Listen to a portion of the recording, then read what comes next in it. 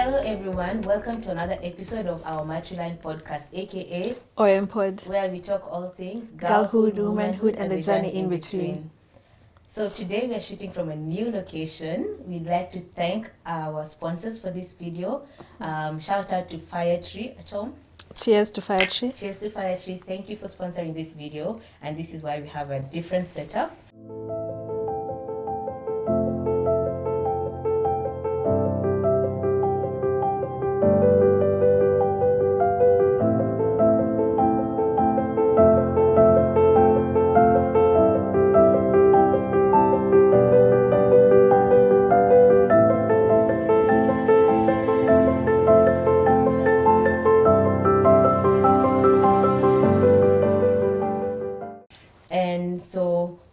Podcast is a space created for South Sudanese women and girls by South Sudanese women, where we share our truths, share our stories, and reflect on lessons from our matriline.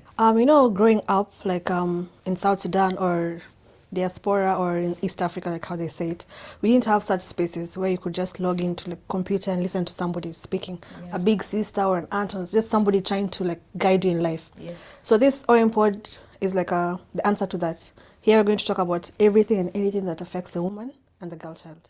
Yes. Yeah. So sit back, relax, and listen to us. Thank you. So each week we'll be diving into different topics, sometimes just the two of us, sometimes with a guest. And today, Achom, what are we talking about? Love. Yay! Love. Yes. So we're talking about love and borders. When I say borders, I mean leaving your geographical lines, leaving your county, leaving your payam, leaving your state, going into some other state. I come from Jonglei state. I come from Central Equatoria. Yes, so that we're going to talk about love in the mix and all that. Yes. Okay. Would your parents and your family and your whole clan accept you to move from your state to another state as a wife? Okay. My family generally, my close family, my mom and my dad, I don't think they would have a problem with me marrying from another tribe. But I do know there are some of my relatives who have reservations. Mm-hmm. And it actually happened to me once before. Yeah. Yeah, so I had a Zande boyfriend. The Zande are from Western Equatoria. And please, guys, before we move forward, actually, a disclaimer, we are not here to stereotype tribes. We're just sharing based on our experiences, yeah? So I had a Zande boyfriend, and my mom liked him so much. Mm-hmm. And actually even my parents, but I didn't introduce him to my dad, but my mom liked him. However, one of my aunties was like, I wouldn't advise you to date a Zande. And I was like, why, aunt? She's like, because she was heartbroken by a Zande. Oh, really? Yes, she has a daughter from a Zande man, and the guy abandoned her. And so I feel like sometimes people reflect their own traumas, and then they reflect that on you. Mm-hmm. And hence why they were like, no, don't marry a Zande. And I think there are other relatives of ours who have had failed marriages from that side. Mm-hmm. But whenever I would even raise this with my boyfriend, then he was like, there are bad people from each tribe. So you cannot stereotype and say, the Zandes are players. There are even Kuku men who are players. Mm-hmm. There are Dinka men who are players. So yeah. So I felt like my mom was open-minded, but some relatives would have their reservations. But generally, I think with enough convincing and, just giving them time to adapt to that person, my parents would be willing to accept. Do you think if your aunt was heartbroken by a Kuku man, she would tell you not to get married to a Kuku man? I don't think so. I don't know, by the way. Because, you should have asked her that. Yeah, because, she's basing it on her own experience. So I'm sure. That auntie, actually, all her marriages have failed. Okay. Not for bad. No, but honestly, so I don't know. So maybe if I was she's to a marry problem from any other tribe that she has married before, would it be a problem for me? I should ask her that. Mm. Yeah. I feel like I'm already married, and I don't know. God did it. God made. How do I say it? I don't want to say it was good or it was bad, but I was married from within. Yes. If you see my husband's village and my village is you can even actually walk. Oh, yes. Okay. So it's so close. Yeah. But I feel like if it was the other way around, my parents would have had a problem. Mm. Yes. My younger sister is married to a different tribe.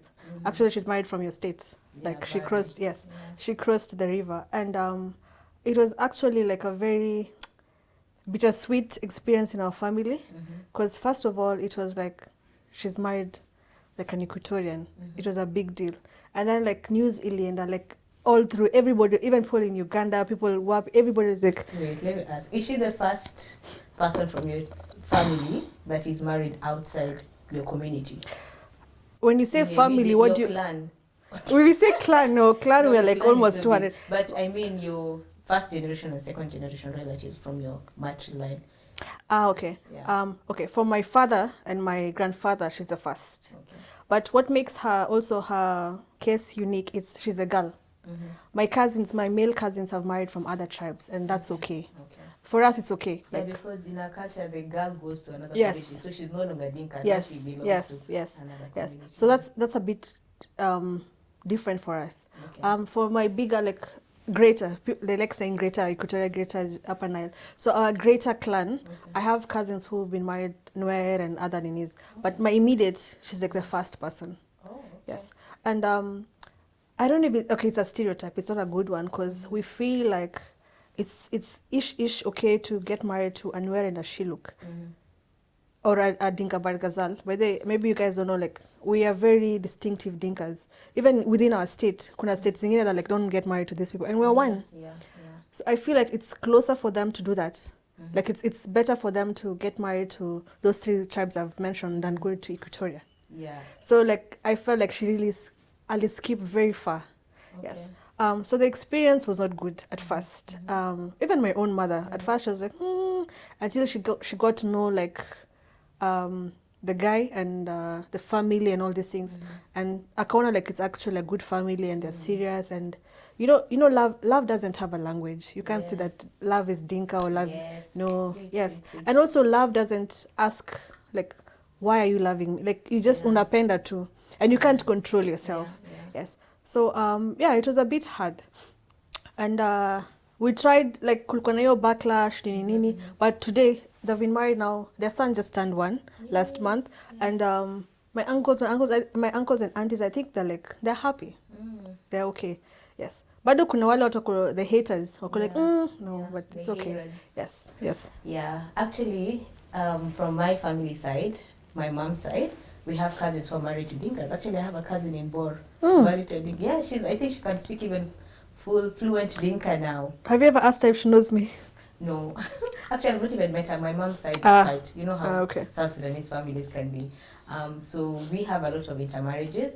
Another experience from one of my cousins, as we call each other, all cousins. We are. It's an African thing. Yeah. So one of my cousins was dating a Dinka man, and when the man wrote a letter for marriage, in South Sudan you have to first write a letter. For you guys, I don't think as we write. Really? Do we write? I don't know. You need to research. Okay, for the Kuku, I don't think Dao wrote a letter. If any man wants to marry me, for example, he first has to write a letter. So the family of the groom wrote a letter to the father of the bride. The father of the bride hid the letter for months at home. That's so malicious. And so the girl kept on asking the dad, like, wait, how comes, have you guys received anything? The father was playing cool, like, no. But I think later on the dad said, yes, they received it, but are you sure you want to marry this man? Because there's a big negative stereotype about Equatorians marrying from your community. And there's this stereotype that says that if you marry an Equatorian, that you guys still have to marry another wife from your community, because a wife from Equatoria is not considered a wife. Yeah, that is if an Equatorian girl marries into a Dinka or Bargazal family. Yeah, so I don't know if it applies to all the communities in Upper Nile or in Bargazal area, but so that was the father's fear. But later on, he accepted, they married. I was actually a bridesmaid in their wedding, and now they have 3 beautiful children. They're living happily ever after. Did he marry a second wife now from the community? No, but what I heard, I'm yet to confirm that he had another wife. Before her. Yeah, who was from their community. So I don't know. But nonetheless, they're happily married now. Yeah. So that's one case. But I feel like over time, we are gradually breaking those barriers. Yeah. And with more education and exposure, especially South Sudanese who grew up outside South Sudan, when they meet out there, they don't see tribes. It's people who are here who mainly see tribes. That's true. Yeah. Do you have a reason why there's an issue in that, like the intermarriages? Why it's not like other countries, like how we were raised in Kenya, you'd find a Luo and a Kikuyu easily getting married. Like, is there like a reason for that? Because I feel, maybe kuna reasons or something. I think like one is the fear that maybe your daughter will not be accepted. Like I said, some tribes prefer to marry, like they only recognize wives from their community. Another friend of mine also told me this, I don't know how true it is, that if a Shilluk man marries an Equatorian, a Kuku lady for example, he still has to marry a Cholo woman, you know. So that is the fear, but that's not always the case. We also have polygamous men from Kuku community. Yeah. So it doesn't mean that if I'm married to a Kuku, that the Kuku will not bring another wife. Yeah. So what I'm getting from is maybe it's like deep rooted into culture. Yeah. Like culture, like things like, okay, like now for my sister, she's a Dinka, and now she's in Bari. She's still learning. She's not unlearning the Dinka nini. She's just adding more of her Equatorian ness, if I can say that. Because like for us, we like eating kisra, but now you guys like asida buffer and all that. So she already knows how to make normal asida, but now she's now trying. So I feel like it's like really deep rooted. Yes. So I think, I don't know. I think there's a fear of the unknown when you go to that side, and of course the issue of adapting to different cultures, different cooking styles, and maybe if your community has initiation that maybe this community does not agree with.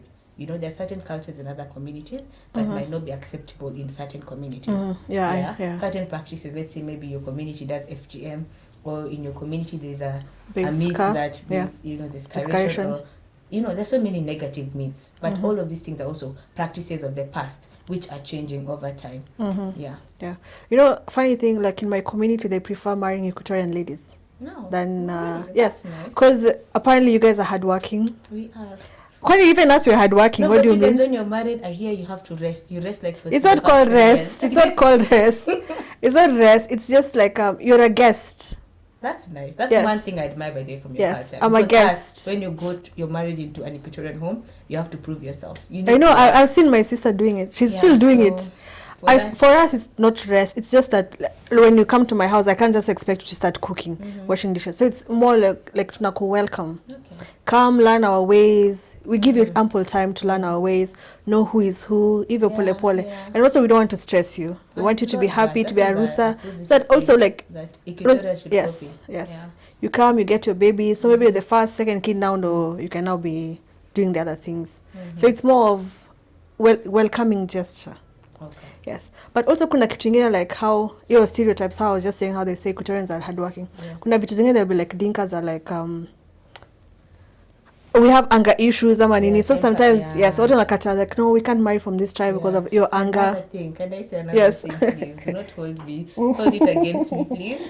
That you guys, you bring like many people, like you bring many relatives into their home. But I feel like it's the whole of South Sudan. No. Not really. Okay, I think it's more in your community than in my community. But also it depends on the couple. I feel like if you and your husband sit down, mneza decide. Like me and my husband were just two of us. And we're still in that community, but need be basis. Si atikila sano. Kama kuna like an occasion, community nini, weekends once in a while, yes. Yeah, and that's why I say things are changing, they're evolving. Who would have thought that a young Dinka couple would be living alone without relatives and extended family? Intertribal marriages in South Sudan is not easy. It's like actually very hard. But I feel like it's one of the solutions to our many problems in South Sudan. You know, as we all know that we are facing some tribal issues. Yes. So I feel like if we have many of those intermarriages, we'll have solved at least our issue like 10 or 15%. Like right now, I have a home in Gondokoro. I can just like, if I'm driving to Bor and then my the car I'm using like breaks down somewhere, I can easily sleep in my sister's home. Just like you and your cousin. When you're in Bor, you have a home. So I feel like if we do more of this, like we'll be one, we'll have like one united South Sudan. 100%, I agree. So guys, we are urging you guys to have more intertribal marriages. Ladies, watch out for part 2 of this episode where we will actually bring couples who have intermarried to share from their personal experiences of how they've handled intertribal love. And yeah, so thank you for watching this episode. If you like this episode, please like, follow and subscribe, and follow us on all our social media platforms. Until next time.